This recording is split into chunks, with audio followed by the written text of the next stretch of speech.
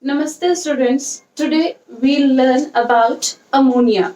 In this video we'll learn about that how we'll prepare ammonia, what are the different physical properties of ammonia, different chemical properties of ammonia, and how we can able to detect the ammonia. Just like we in our previous classes we have studied that how we'll detect hydrogen gas, how we'll detect carbon dioxide gas. So in this video we'll learn that how we'll detect ammonia gas.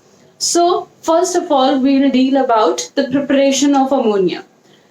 Students, nature gives us many things, and one of the thing is ammonia also. Though the amount is very less, but still we get ammonia from our nature. The source of ammonia from the nature is urea. Urea on reacting with the water form ammonium carbonate, and ammonium carbonate on decomposition gives ammonia.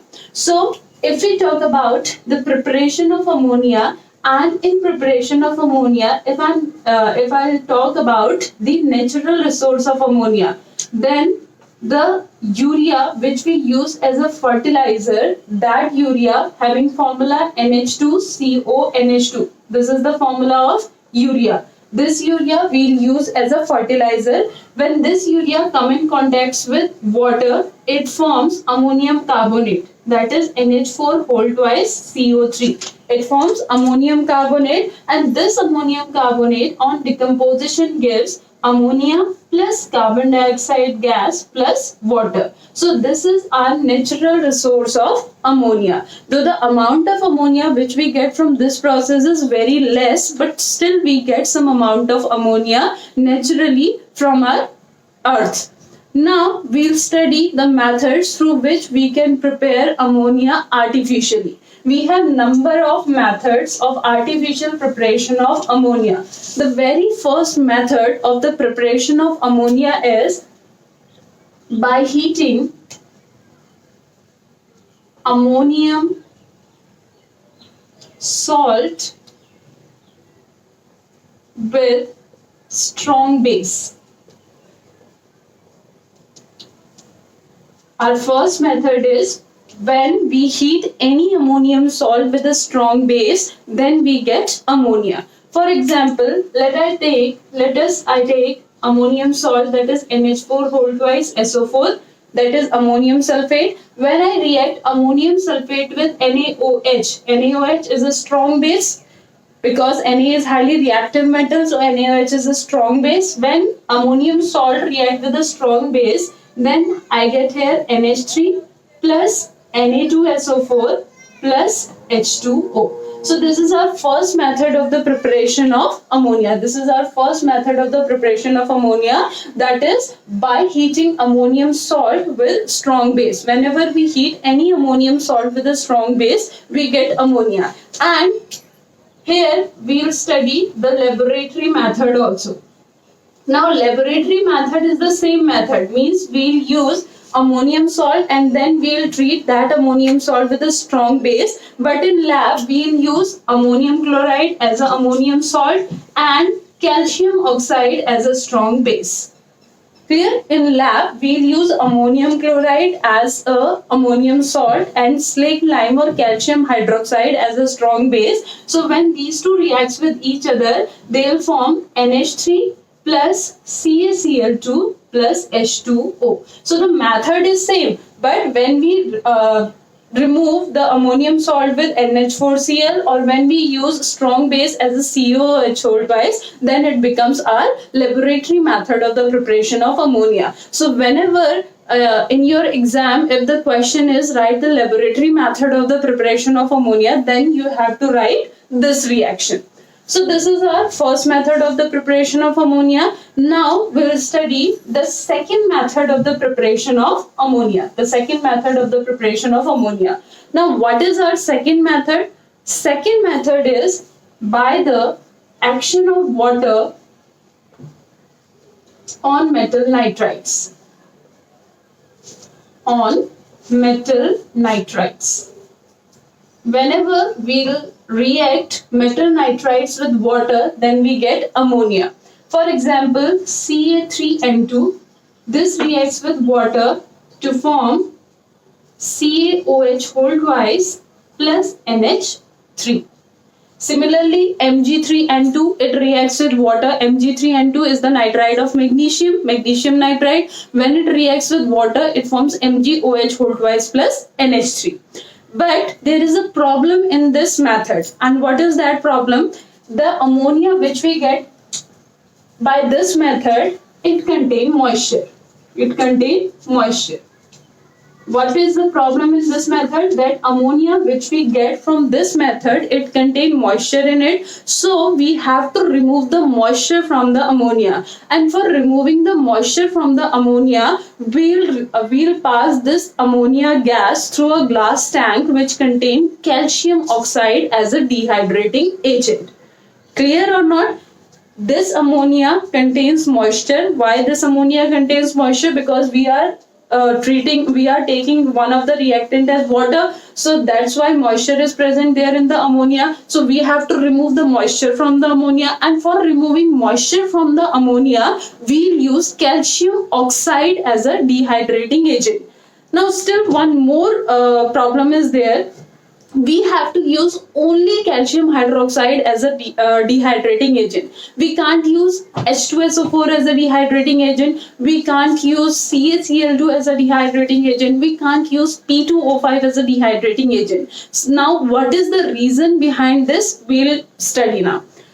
If we are using H2SO4 as a dehydrating agent, if suppose we are using H2SO4 as a dehydrating agent, then this H2SO4 reacts with NH3 to form NH4 whole twice SO4. Means this sulfuric acid doesn't remove moisture from the ammonia.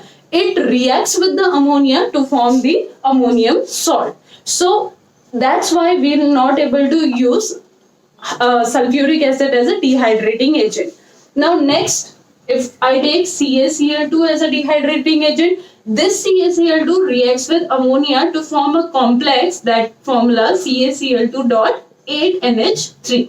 Means this CaCl2 also doesn't remove water, doesn't remove moisture from the ammonia. It reacts with ammonia to form a complex. That's why we can't use CaCl2 as a dehydrating agent. Next, if I talk about P2O5, this P2O5 directly doesn't react with ammonia, but this P2O5 reacts with water.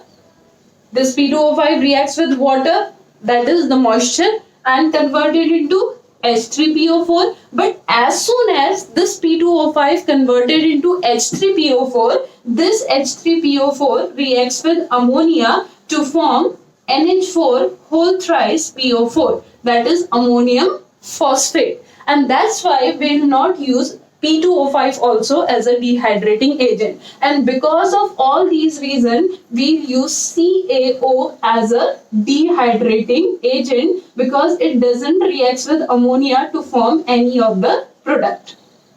Clear? So what is the problem in this method? The problem is that because of the presence of water as one of the reactant, we have moisture in the ammonia, and due to the presence of the moisture in the ammonia, we have to remove the moisture from the ammonia. For removing moisture from the ammonia, we'll pass the gas through the glass tank which contain calcium hydroxide, but there is a condition that we have to use only calcium hydroxide as a dehydrating agent. We can't use H2SO4, CaCl2 and P2O5 as a dehydrating agent because of these reasons. Therefore, we use CaO as a dehydrating agent. So this is our second method of the preparation of ammonia. Now in third, we'll talk about the commercial method of the preparation of ammonia. It means if in your question paper, if the question is that write the commercial method of the preparation of ammonia, so the commercial method of preparation of ammonia is known as Haber's process. Known as Haber's process. We discussed this Haber's process also. We discussed this Haber's process earlier also. Clear? So what is Haber's process? Haber's process, when nitrogen reacts with hydrogen in the presence of iron oxide and molybdenum at 700 Kelvin and 200 atm, then the ammonia is formed. This is Haber's process. It means N2 reacts with 3H2 to forms 2NH3. Here we will take Fe2O3 as a catalyst and molybdenum as a promoter, which enhance the activity of the catalyst. What are promoters? Promoters are the chemicals, promoters are the substances which enhance the activity of the catalyst. So Fe2O3 act as a catalyst, whereas molybdenum act as an enhancer of the catalyst, act as a promoter, and at 700 Kelvin and 200 atm. But along with molybdenum, we'll also take K2O and Al2O3 as a catalyst. Though the amount of K2O and Al2O3 is very less, so we'll take Fe2O3 as a major catalyst, but we'll take small amount of K2O and Al2O3 along with Fe2O3. So this is the commercial method of the preparation of ammonia. So naturally we get ammonia from the urea, that is urea reacting with water form ammonium carbonate, and which on decomposition gives ammonia. Now, except natural method, we have number of methods to prepare ammonia. We have studied 3 methods. First one is the by heating ammonium salt with a strong base, and in that method we have studied about the laboratory method. In second, we have talked about the reaction of the water, action of the water on metal nitrides, and certain conditions are there that we have to take only calcium hydroxide as a dehydrating agent. That we also studied, that why we take only calcium hydroxide as a dehydrating agent. And in third, we studied about the commercial method of the preparation of ammonia. So the preparation of ammonia is done. Now we'll talk about the physical properties of ammonia. What is our next topic? Our next topic is the physical properties of ammonia.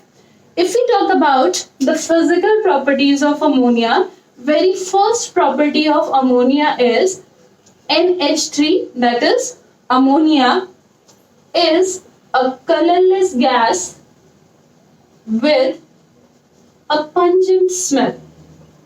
With a pungent smell. Now, what do we mean by pungent smell? Pungent smell is a smell which directly influence or which directly attack our nerves. Clear? So, ammonia is a colorless gas and its smell is pungent smell, means very sharp smell. So, ammonia is a colorless gas with a pungent smell. Second thing, ammonia is lighter than air. Ammonia is lighter than air. If I talk about the weight of ammonia, the mass of ammonia, the density of ammonia, ammonia is lighter than air.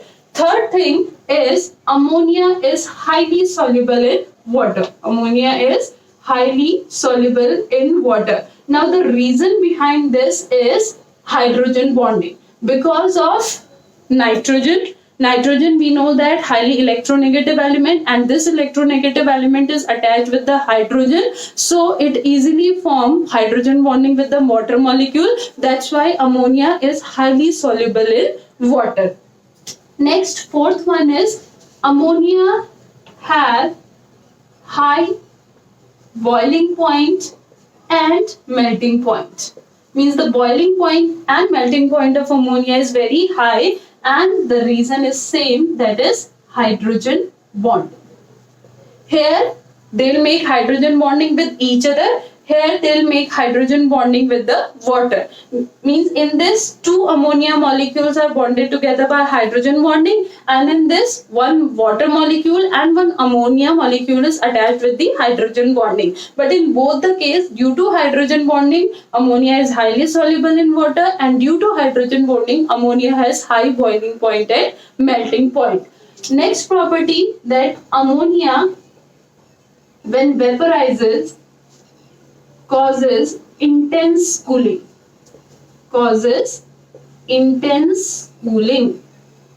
Because it takes a large amount of heat with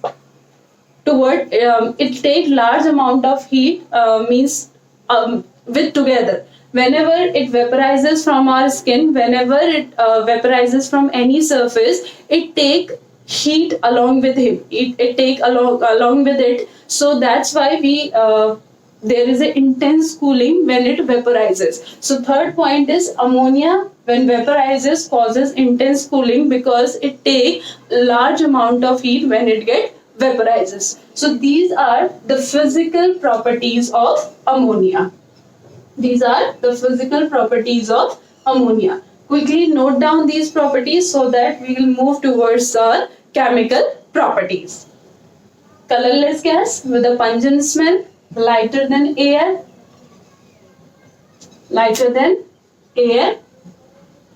highly soluble in water, have high melting and boiling point, reason is hydrogen bonding, and when vaporizes causes intense cooling. Now we'll talk about the chemical properties of ammonia. Now the very first chemical property of ammonia is its basic nature. Its basic nature.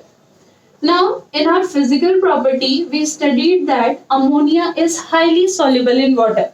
So, when ammonia reacts with water, it forms NH4OH, that is ammonium hydroxide solution, and this ammonium hydroxide solution undergo partial dissociation to form NH4 positive and OH negative.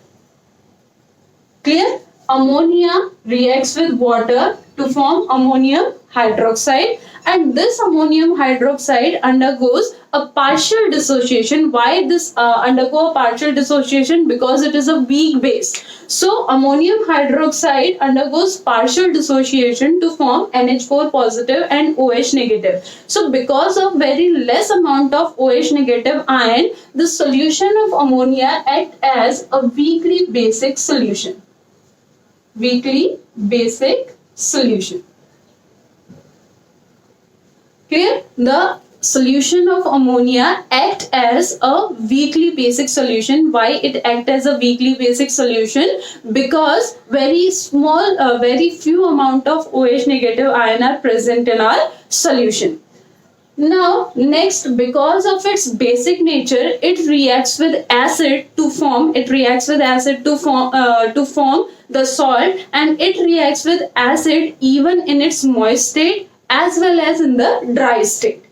Clear? It reacts with acid even in its moist state, even when it is present in aqueous solution or moist state, or even in its dry state. So if I write the reaction here, the reaction becomes NH3 plus HCl gives NH4Cl, and NH4OH plus HCl gives NH4Cl plus H2O. So in both the case we get the salt ammonium chloride. In first reaction, ammonia reacts with water, ammonia reacts with HCl, and here the ammonia is in dry state. And in second, the ammonium hydroxide reacts with HCl, and here the ammonia is present in its liquid state, in its moist form. So due to its basic nature, ammonia reacts with any acid in its dry state as well as in its moist state. So this is our first chemical property of ammonia. Now second chemical property is also related with the first one. So second chemical property is, what is our first chemical property? First chemical property is basic nature. Why basic nature? Because when ammonia reacts with water, it forms ammonium hydroxide, which gives few amount of hydroxide ion in the solution. That's why it is basic nature, and because of this nature, it reacts with acid even in the dry state as well as the moist state. Second property. What is our second property? Second property is it acts as a Lewis base. It acts as a Lewis base. Now why it acts as a Lewis base? Because of the presence of unpaired electrons, lone pair of electrons. Because of the presence of lone pair of electrons, it acts as a Lewis base, and because of its this ability, means it acts as a Lewis base, so it can donate electron, and because of the donating electron ability, it forms complexes with certain substances, and hence used in the qualitative analysis, what I'm saying, because of its electron donating tendency, it behaves as a Lewis base, and because it is Lewis base, it forms complexes with many of the solution, and hence used in qualitative analysis. For example, if I talk about AgCl, and if I have a PPT of AgCl, when I react this AgCl with NH4OH, I get a soluble solution. Because this easily reacts with AgCl to form AgNH3 whole twice Cl plus H2O. Clear? So how I get to know that ammonia is reacting with AgCl? Because when I react ammonia with AgCl, it is present in its PPT form, but after reaction, I get a soluble solution. Completely soluble solution. So I get to know that ammonia reacts with, or ammonia solution reacts with AgCl. Similarly, CuSO4 when reacts with ammonia, then it forms CuNH3 whole 4 SO4 plus H2O, and here I get a very deep blue solution. So when blue solution get converted into very deep blue solution, then I get to know that yes, ammonia is reacting with copper salt also. So in this way, we can use ammonia in qualitative analysis. So here our second property, that is Lewis base, due to the presence of electron, it acts as a Lewis base, it donates its electron, and because of its this ability, it forms complexes, and hence used in qualitative analysis. Now we'll talk about our third property. And what is our third property? Third property is reaction with the heavy metal salt solution. Third is reaction with heavy metal salt solution.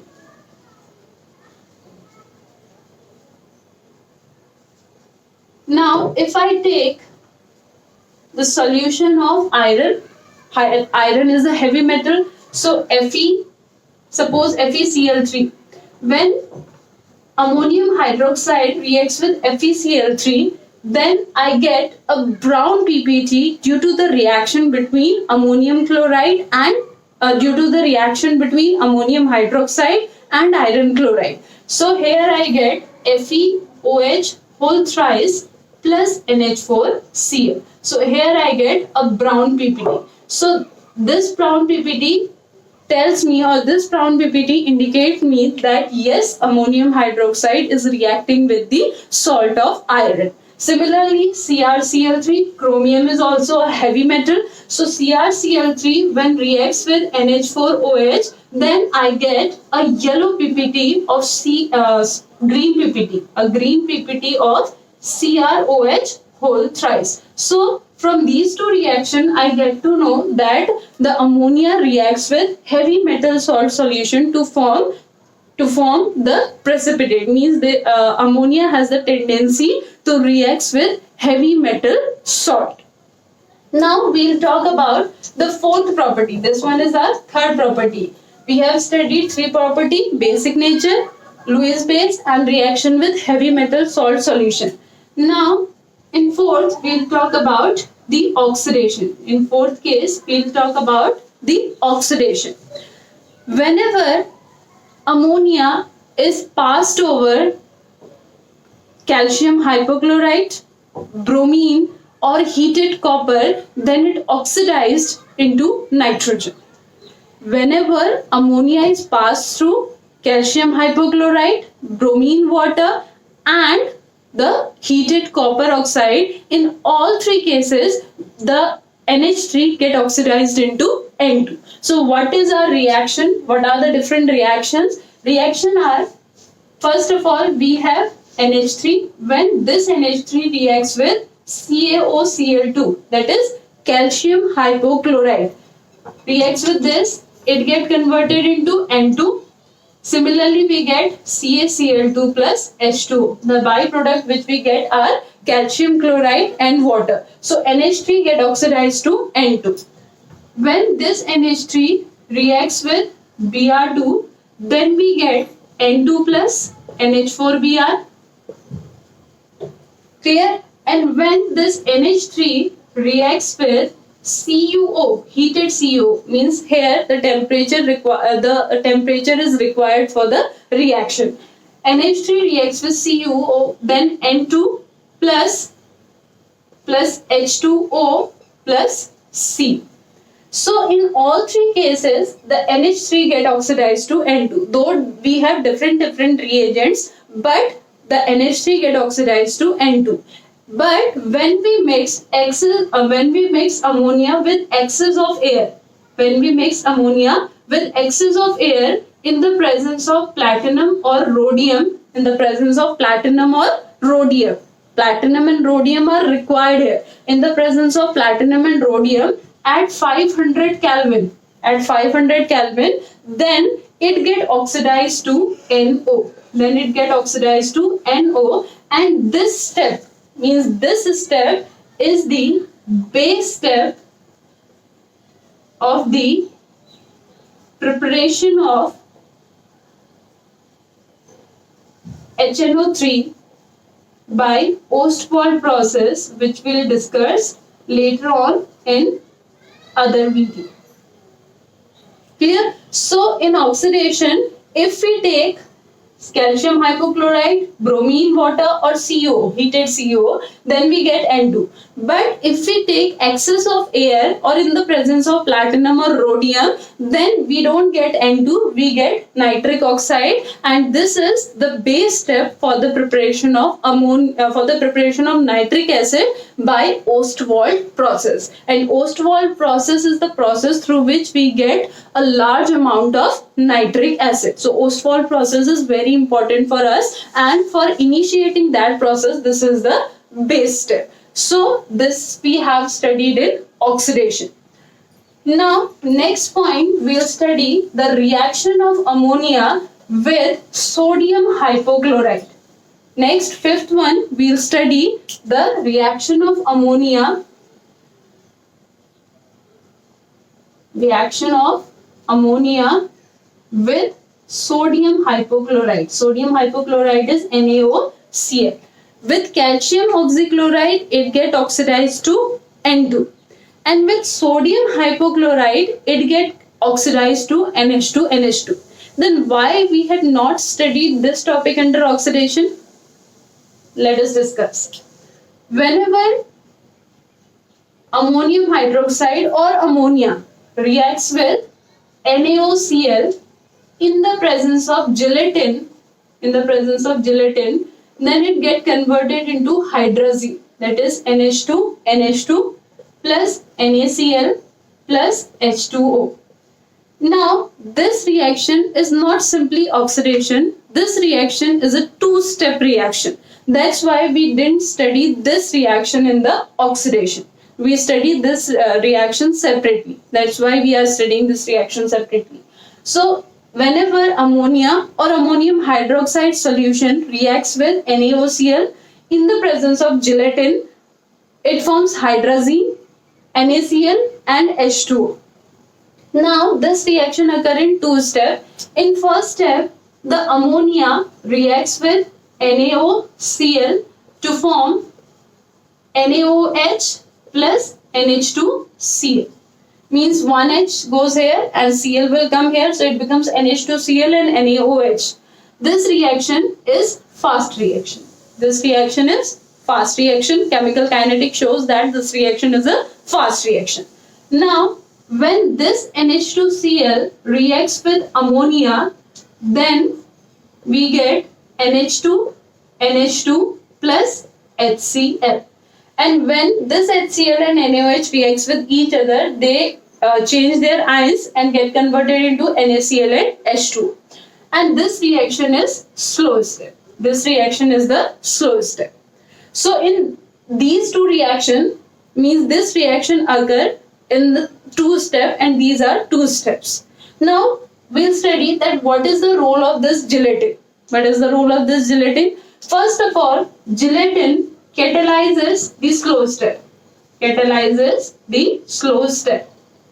Means for slow step, gelatin act as a catalyst. For slow step, gelatin act as a catalyst. Means in the presence of gelatin, the slow step proceeds with a faster rate, with a little bit faster rate. So gelatin catalyzes the slow step. Second, gelatin prevents the oxidation of NH2 to N2. Second is the important role of the gelatin, that gelatin help in the oxidation of NH2 to N2. This NH2 it reacts with NH2Cl to form N2 plus NH4Cl. So gelatin prevent this step. Gelatin prevent this step. Means we get hydrazine. So if we don't use don't use gelatin, then our end product is N2, and if our end product is N2, then we will study in the oxidation method. But if we use gelatin, then this gelatin prevent the oxidation of NH2 to N2. So this is our fifth reaction, that is when ammonia or ammonium hydroxide solution reacts with NaOCl, that is sodium hypochlorite. Now we'll study our next reaction, because ammonia is highly reactive, so it shows a number of chemical properties. So next we'll talk about the sixth chemical property, and our sixth chemical property is reaction with CO2. Sixth chemical property is reaction with carbon dioxide. So whenever ammonia or ammonium hydroxide reacts with carbon dioxide, it forms ammonium carbamate. Not carbonate, it's carbamate. Now what is the formula of ammonium carbamate? NH2COONH4. This is ammonium carbamate. So whenever ammonia or ammonium hydroxide reacts with carbon dioxide, it forms ammonium carbamate, and when this ammonium carbamate heated, it undergoes decomposition to form NH2CONH2 plus here NH2CONH2 plus H2O. So we get urea when ammonia reacts with carbon dioxide. Clear? So when urea reacts with water, it forms ammonium carbonate, and ammonium carbonate on decomposition gives ammonia, and when ammonia reacts with carbon dioxide, it forms ammonium carbamate, and ammonium carbamate on decomposition gives urea plus water. So in this way, ammonia reacts with carbon dioxide. Now we'll study our next reaction, that is the reaction of ammonia with Nessler reagent. Nessler reagent. Now what is Nessler reagent? Reaction with, sixth property is reaction with Nessler's reagent. Now what is Nessler reagent? Nessler reagent is K2HgI4. This is the formula of Nessler's reagent. So whenever ammonia reacts with Nessler reagent in basic medium, means the medium should be basic, means in the presence of the base. So whenever ammonia reacts with Nessler reagent in the presence of the base, then it forms iodide of Millen's base, means a brown PPT is produced. A brown PPT is produced, which is due to the iodide of Millen's base. Now what is the formula of iodide of Millen's base? That is NH2 HgOHgI. This is iodide of Millen's base. Iodide of Millen's base, and along with it we get Ki also. Ki and H2O we get. So whenever ammonia, if we have ammonia, when ammonia reacts with Nessler reagent, it forms a brown PPT due to the formation of a compound, and that compound formula is NH2HgOHgI, and it is iodide of Millen's base. So in this way, ammonia reacts with Nessler reagent. Now we'll study the next property, that is the reaction of ammonia with metals. Eighth property is reaction of ammonia with metals. So whenever ammonia reacts with metal, it forms amides. Whenever ammonia reacts with metal, like NH3 plus Na, it forms NaNH2, which is sodium amide, plus H2. Similarly, NH3, it reacts with K to form KNH2 plus H2. So this is soda amide and this one is potassium amide. So whenever ammonia reacts with metal, it forms amide. Whenever ammonia reacts with metal, it forms amide. So these are the chemical properties of ammonia. So chemical properties of ammonia are also done. Now we'll talk about the test through which we can identify that the released gas is ammonia gas. Majority of the test we have discussed in the chemical reaction also. So nothing new we'll discuss. First of all, what we'll discuss now? The test for detection of ammonia. Now, what are the tests? Different tests. First of all, if I talk about reaction with copper sulfate.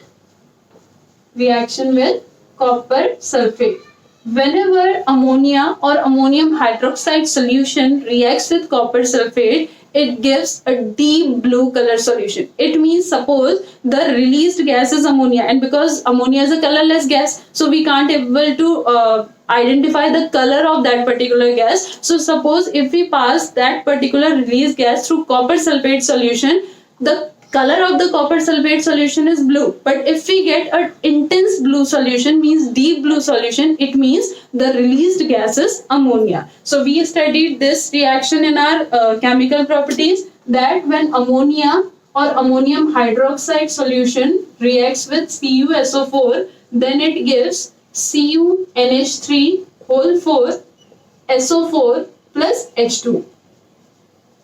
This we get, and the color of CuSO4 is light blue, whereas the color of this compound is deep blue. So we get to know that it is ammonia, and if it is not converted into deep blue, means it is not ammonia. Second, reaction with HCl. Now, when ammonia reacts with HCl, then it gives a dense white fumes. Due to the formation of NH4Cl.